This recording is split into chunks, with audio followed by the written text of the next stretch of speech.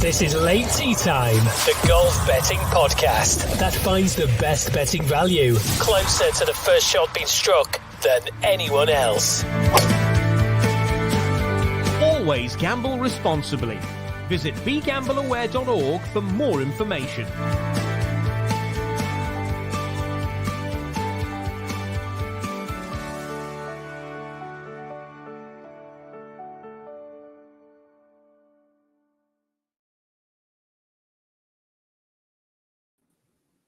And a very good morning, everybody. Welcome along to the Late Tea Time podcast. It's James and it's Dave taking you through this one. Dave Tindall, welcome back from Japan. Did you have a nice holiday? Well, Japan and South Korea, which becomes pretty relevant this week, doesn't it? Given where the DP World Tour is. Yeah, I had a great time. Thank you. You're quite right, because we're going to start off with the Korean Championship. That's already underway, DT, isn't it? Because we're coming into this one. I mean, we're that late this week. We're nearly into next week, aren't we? Because we were busy yesterday. I did tweet yesterday. We would be with you late last night. That was the intention. But there was a big game of football on, wasn't there? Me and Mr. Tindall were very tired last night, so we decided to opt to come this morning into your eyes and ears. But we were covering it. We weren't just watching it in a pub. Let's just make that clear.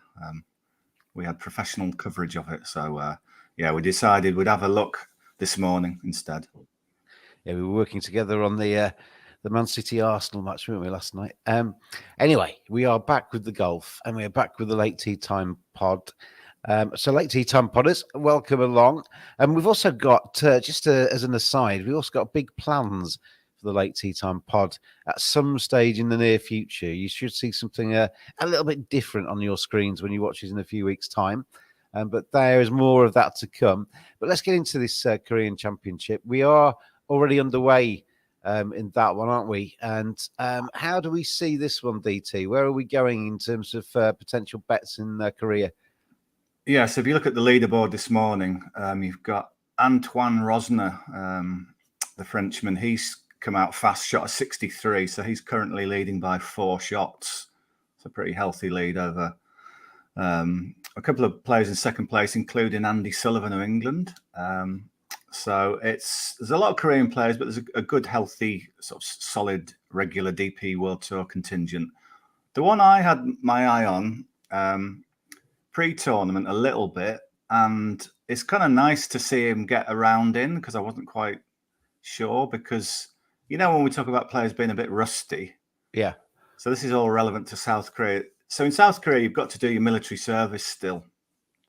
So some players seem to be flying along in their careers, but they've got to do sort of mandatory military service. So Jun-Hung Wang, he was one of the players who had to do that, which kind of interrupted things. I mean, he was a bit of a phenomenon, really. He won 3 times on the DP World Tour back in 2016 and 17, but then he's had his career interrupted by military service, which they've got to do, and he sort of accepts that. But he only finished that at the start of this year, 2023. So they did interview him beforehand here. Obviously, one of the big local attractions in South Korea, the local man, and his wording was pretty clear. He said, just one word, freedom. That's how he felt. I was really happy to grab George Michael, is he? Yeah. Don't know if he sang it, but you'll start singing it. We're not careful. I was really happy to grab the golf clubs again and have fresh air, he said. Don't quite know where he did his military service then, inside indoors, but everything was perfect. But with someone like that, you could think, well, it'll be a while yet. But since he's come back, he's had a couple of top 10s in, where was it? Singapore and Thailand. He had top 10. So he's played well in the DP World Tour's trips to the Far East. Right. So, what better place to be now than his actual home country? Now, he started off today quite well, really. He's currently tied 20th on the leaderboard. He might slip a little bit as the day goes on, but they're quite deep into it. Looking at his scorecard, he started on the 10th and made 3 early bogeys, which, could be the sign of rust. But he's come back well. He was 2 over at one point, so he's played his last 13 holes in 4 under, which is a really good effort, I think. So currently in a nice position. Rosner, Rosner said it couldn't have gone any better. It's almost like 63 was the maximum he could have scored. Like everything went his way, I think was the quote. So it's possible he could reel him in, but I still think Jun Hung Wang could run into a place. He's nicely poised there and tied 20th. You just think the rust will come off. And I like the way it played out today, and that he started slow, but then he's had a nice run. So I think he's got some momentum going into day 2. So there's an each way bet. Have you got a price for me, James? I'm just trying to find him. Jun Hung Wang. Here we go. He's, well, I don't know how up to date these prices are. That's the only thing. It should be in running on Bet365. Yeah. We go into that one. He's currently 60 to 1. So a big price. 5 each way places still with Bet365. So Jun Hung Wang 60 to 1, currently tied 20th. As I say, it might slip a little bit further down. He's still, as it stands, he's just 2 shots off that top 5 finish that he needs. Yeah. So I think that's a decent bet for someone who clearly is a big talent, someone who's coming back to form and has already shown it with those 2 top 10s already in the Far East. How do you think you'd have coped with military service when you were young? When I was young? Yeah. If you had to do it. Yeah, I've thought, because my dad did it, and So he did loved it because it was just like the camaraderie sort of stuff. And my dad did his in Berlin. He had to listen into Russian intelligence. Yeah, there you go. Where did your dad do his? Did he like it? I think he was actually in England. I don't think he actually went that far. Yeah, but he definitely did it. And because you kind of think, oh, that's a bit, but yeah, my dad loved it. Yeah. So I don't know how I'd have coped with it personally. Yeah. But anyway, so we are up early. We've shown we can get up early. That's surely part of it by doing this pod. It's 8 o'clock, Dave. It's not exactly 4 a.m., is it? Going on drills at 4 a.m. Yeah, possibly you're right. Yeah. Get out of your bed, Tindall, and throwing water over you. Anyway, the Korea Championship then is underway, and Jun Hung Wang is the pick there. Currently priced at 60 to 1, 5 places with Bet365. The event that we are looking ahead to, though, DT, is the Mexico Open. I'll give you the top end of the markets for that one as things currently stand, and you can get John Rahm. He's the tournament favourite. Best price around about 11 to 4. Tony Finau, he's 8 to 1. You got Wyndham Clark, he's 20s. Gary Woodland, 25s. Patrick Rogers, 30 to 1. As is Nicolai Haggard as well. And also you can get 35s on our old mate, who we mentioned quite a few times on this podcast, old Maverick McNeely. Where are we going in terms of this one? I mean, we always say the modus operandi of this podcast is that we leave it as late as possible to get the very best prices. We couldn't have left it much later than this week. So has that led us in anywhere? I mean, this week is all about John Rahm, isn't it? The Masters champion. He's the defending champion. He's world number 1. There's only 2 players, him and Tony Finau, who are in the world's top 100 playing in this event. So Rahm is the big, strong man in this event, isn't he? He's the one who could bully the rest of the field. And when he plays in such events, that's what he does. So to me, it's all about John Rahm. I could be clever and try and pick out an each way tip somewhere. They did interview Harry Higgs, who I was looking at. They played this event on a grass type called Paspalum, which is kind of what you get near the coast.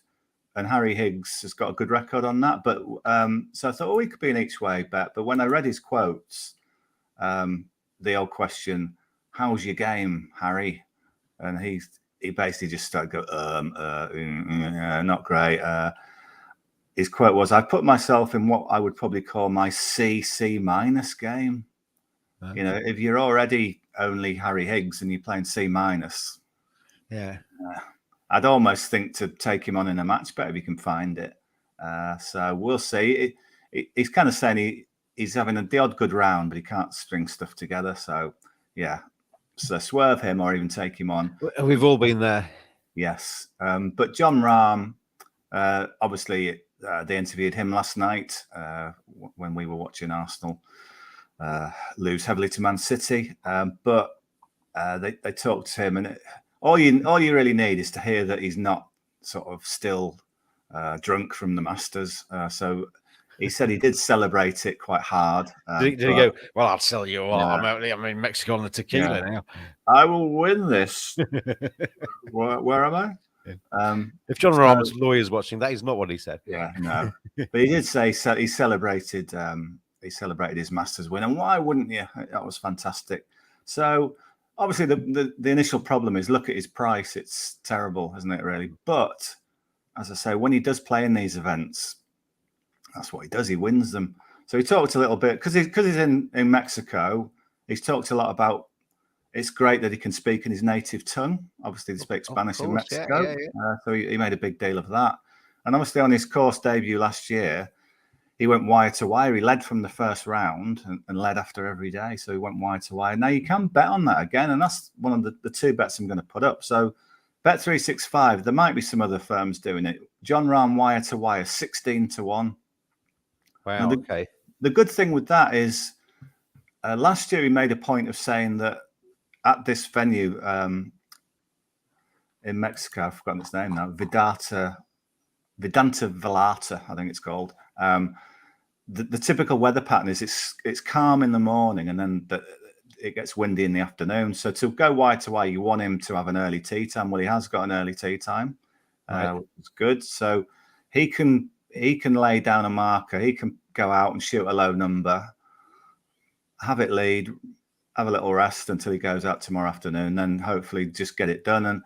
And 16-1 on what he did last year, I thought it was certainly worth a go with Jon Rahm. I mean, in the Masters, the challenge is to try and find a better price than the 11-4, which is the best price on him to win it, isn't it? Yeah, I mean, it's not the only time he's gone wide to wide. He did it.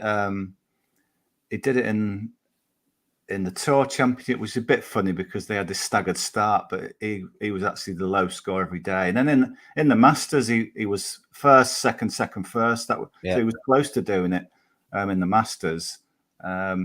When he won at Riviera, third, second, first. So when he wins, he starts fast. That's sort of typical Jon Rahm performance. So there's that one, 16-1. The other one I looked at was Bet365 again. I've got Rahm at 5-1 to win by 3 or more shots. Right. Okay. So if you look at what he's done in the past, so if you look at his DP World Tour wins, first win on the DP World Tour, the Irish Open, won by 6.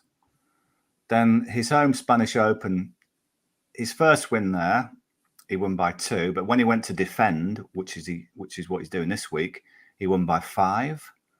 Then he went back again to the Spanish Open back in the last year, won by 6.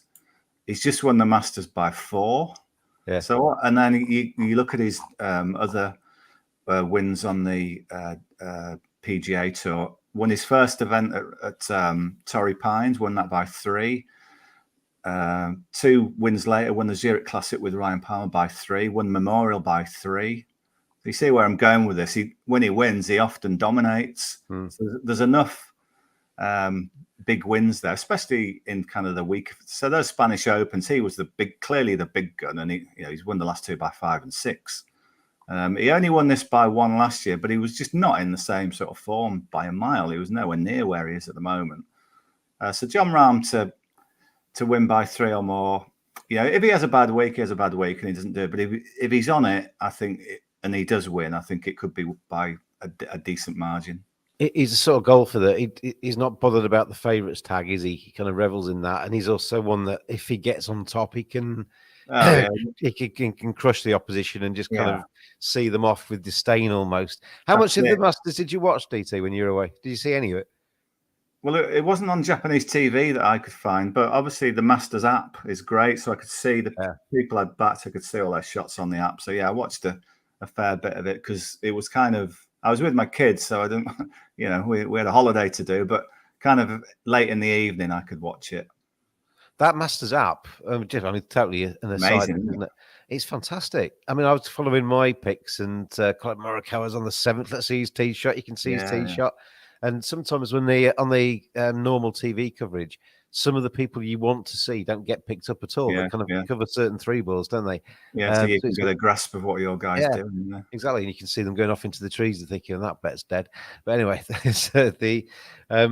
I really enjoyed the Masters again, even though it was a really strange affair this time with the weather playing its part and trees falling on spectators, etc. It was a really good event to watch again. And yes, thank you to Matt Cooper for standing in. That was I did a sterling job. I mean, I've been trying to get him back in place of you, DT, but he's not available as much as you are. Yeah, is that all it is? Because I'm available. Anyway, let him at 7 o'clock this morning then to get ready for this. Matt Cooper's still in bed. Career Championship. Zheng Hung Wang is the pick there for DT. Bet365, 60 to 1, 5 places. Mexico Open. And the pick is not surprising, but weighs in with John Rahm. He's 11 to 4 to win the thing. And 11 to 4 sounds short, but if it's a winning 11 to 4, it might be worth just a bit of a pick with Sky Bet.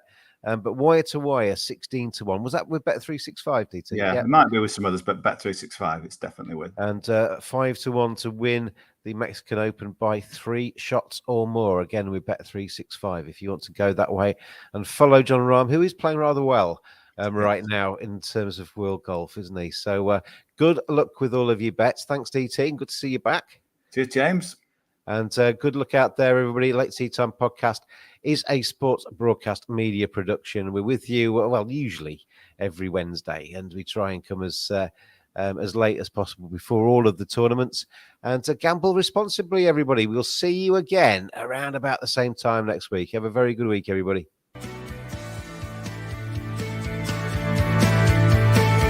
Always gamble responsibly. Visit begambleaware.org for more information.